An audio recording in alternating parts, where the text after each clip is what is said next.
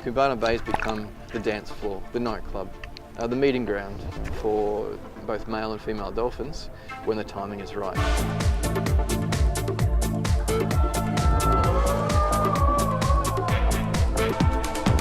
We are going to see if we can find any of the females and males together.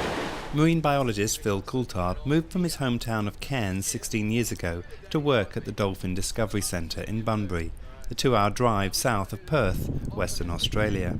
I have enjoyed the company of a number of dolphins since they were born, so I've actually followed the progress from a calf to a juvenile to an adult. So I do feel quite close.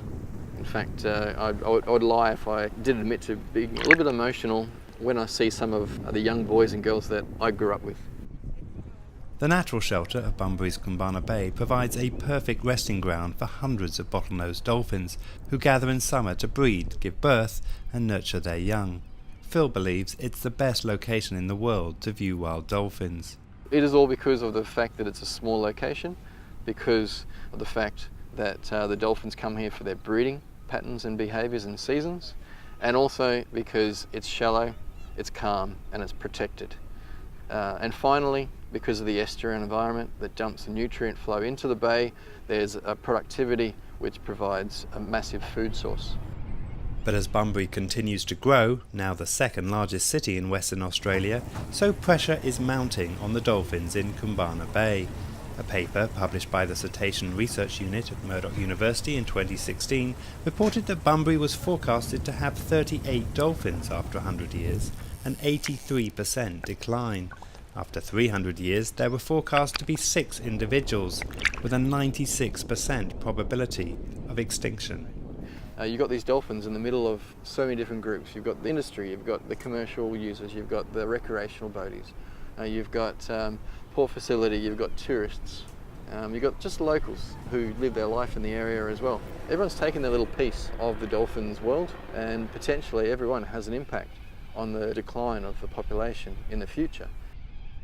The research paper concluded that the decline was due to disturbances in the dolphin's reproduction cycle, and limiting those disturbances would have a positive impact on reducing the decline.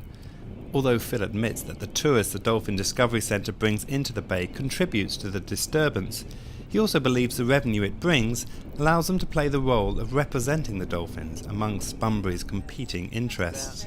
That's our main role, to ensure that every one of these different users of the bay and those who impact on dolphins does have a facilitator of some sort, someone to work with them, to provide information, to assess, to hopefully take a little bit of everything from everybody to keep everything going. So ensuring that we exist and we remain here to work with all of these groups to ensure dolphins are getting a fair go.